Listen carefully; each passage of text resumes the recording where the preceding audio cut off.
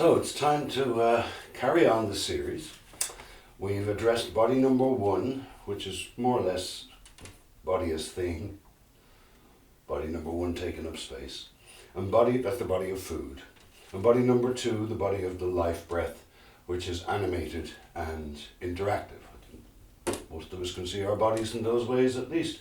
It's the third body we want to turn to now. And if the first body is mainly associated with the heart because of the primary circulation that supplies the blood with oxygen, and the second circulation is primarily concerned with interaction because it picks up the oxygen, we've got heart and lungs. It's the brain we need to turn to now. And we did set out here to study this equation, that the brain might be an organ of the imagination.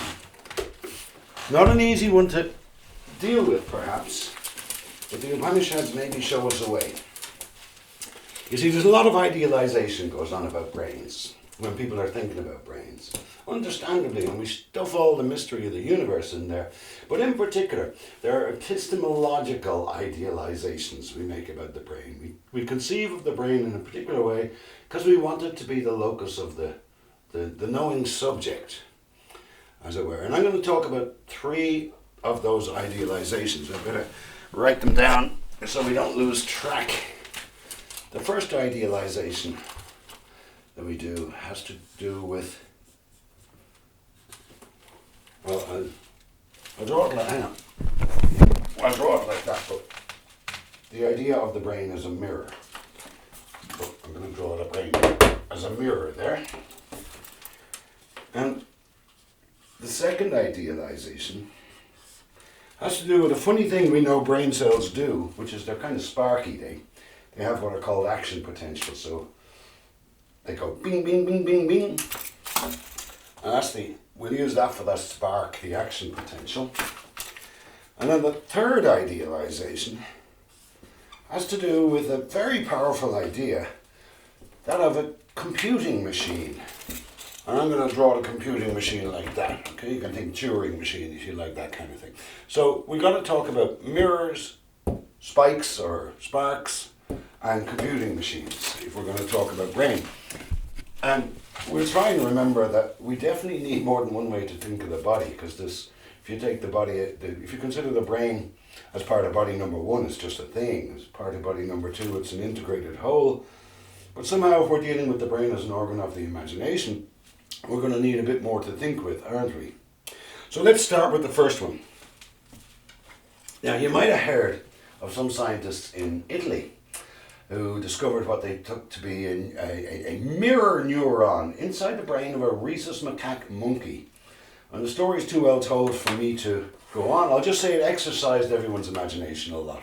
There was an awful lot of talking about mirror neurons. And in a way, the mirror features in other ideal epistemologies as well. And in fact, the mirror gives us a good example of what we mean by an image. You see, images, I've done lots of videos about images and how weird they are. Images have their best, we see what an image is best when we look at a mirror, you see. It's what you see in a mirror. I know you know this, but I'm pointing out many theories of mind come back to some idea of reflection. And these days in cognitive science, there's a lot of talk of representation, as if the brain could mirror the world. Now, this falls apart if you try to think of the brain building a little model of the world inside, but underlying the very notion of representation is this idea of the mirroring of the world conceived of as outside, and the mirroring conceived of as inside. So that's the first idealization we're going to look at. The second one is maybe more interesting. It's associated with this cybernetic genius here, Warren McCulloch. And I'm not going to do justice to history here, I'm just going to mention things in passing. Warren was obsessed with one question.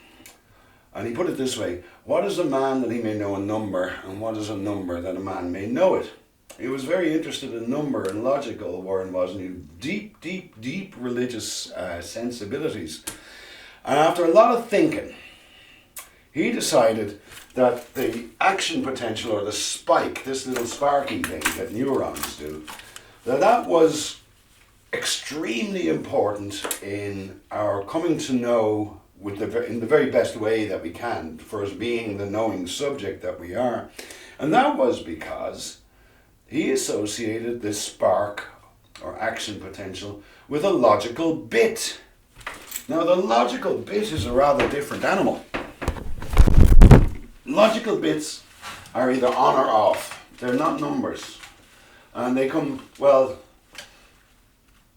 I don't know where they come from. Maybe Aristotle or Leibniz. Aristotle certainly liked him some either or thinking, but Leibniz was the one who perfected the either or thinking and got it down to ones and zeros, or a straight line and, well, ones and zeros. He thought of them as ones and zeros. And that's the way we usually write Boolean logic. But that's not what a bit is, because 1 and 0 are numbers, and we know how difficult numbers are. Leibniz got his bit from this book. This is my copy of the I Ching, a venerable Chinese divination manual. And Leibniz he happened back then in the 17th century to have a Latin copy of the I Ching, where they famously use yins and yangs, the straight line and the broken straight line, to represent polar opposites, polarities, things that either are or are not, or oscillate between the two. The action potential was viewed by Warren McCullough as a logical bit, and that's the important idealization. That's where he saw the answer to his question. Now, the idea that the brain might be a computing machine hangs together with this. You see, they go together. The respect you pay to the bit, and the very notion that one could, in the abstract, and that's why this machine here is so abstract, that you could have a machine that could do anything you can do with computing, you see. Very powerful idea. Seems to have everyone gobsmacked. And so those are the three epistemological idealizations characterizing our understanding of the brain. And now let's come back to our exercise. We said we're trying to trouble simplistic mind-body dualisms, which are usually just a function of language. Language works like that. It splits things up, you see. What we're going to do is, instead of having bodies and minds, we're going to have the body considered thus, with its complement, and the body considered thus, with its complement, and the body considered thus, with its complement. And when we're done, there could even be more to do, you see. So when we consider the body as a lumpen thing, its complement are the lumpen things around it, the ground on which it sits, and if you break your leg, I'm afraid your body is being a bit of a lumpen thing. You don't go to a psychiatrist with a broken leg, you go to a bone doctor. So that's the body one. Body two, the animated body that is interactive, that exists in a network of relations. That's very important for us to understand as well. It's associated with the second circulation of the heart, the organ of the lungs, and the whole of speech. What I'm doing now, in fact, I'm being very, very careful. I know I'm using a video camera, but that's really my only concession to body three, because I'm kind of a body two kind of person, having studied chant my whole life. The voice is in real time when we speak to each other, as we say face to face, but it's never face to face, is it? But when we speak to each other, that's an interchange of the kind I'm associating here with body two. And so its counterpart, that body two, its counterpart, is all the web of relations that you can maintain, as it were, using your body. Meeting people, talking people, making love, fighting, that kind of thing. So body one has a complement, lumpen body, lumpen things. Body two, the life breath and all the agents that you interact with. Body three has a complement as well. This ideal approach to the brain gives rise, there's a very useful notion here, it's called extended mind.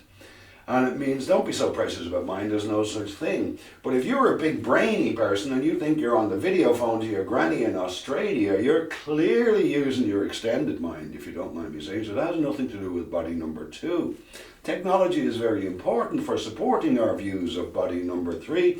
In fact, that's what the whole of modern computing technology and so much else is to support this view of body number 3 as being a body that's not particularly limited by place and time. It's literally as big as your imagination. So each body has its counterpart. And with the brain we met these 3 idealizations, and it might be a good idea just to run over the 3 bodies and their counterparts once more so that we can get at the associations I'm trying to draw out here, because they're kind of buried. So body number 1 is sort of body as thing. I'm not going to be too precious. I'm not going to say what kind of thing, but body as yoke, thing. And body number 2, you don't have to follow me in this. I like the word spirit. Yeah? You don't have to follow me in that. Body number 3, there's a good word. Some people are really like that word, mind. You see, people like that word. Now each of these is not, there's no minds here. Each of these is the body considered in a different register together with its complement. What we've done is a bit of non-dual thinking. Instead of thinking of an object simply as existing, like a teapot without a cup, we're thinking of body and its complements simultaneously, and we're doing so in this venerable Indian way of there's the first body, there's the inside that body, and pervading it is the second. That's the body of spirit, a life breath. Inside that body and pervading it is the third. I want to show you some very familiar associations that go with these 3 bodies. If you're studying body number 1, you're studying anatomy. Right? If you're studying body number 2, you're studying physiology. If you're talking about the voice, we're talking about body number 2. But here's the important thing. If you're talking about language or mathematics, we're talking body number 3. Language and mathematics belong to body number 3. The voice belongs to body number 2. And body number 1 is the thing that you carry around with you. That's your physical location. Wherever you go, body number 1 is definitely, well, they're all there. But the body can be viewed in different ways, each time together with its complement. And in this way we can better see what are the idealizations that underpin the view of the brain in the modern world. I'm sure there's more to say after this.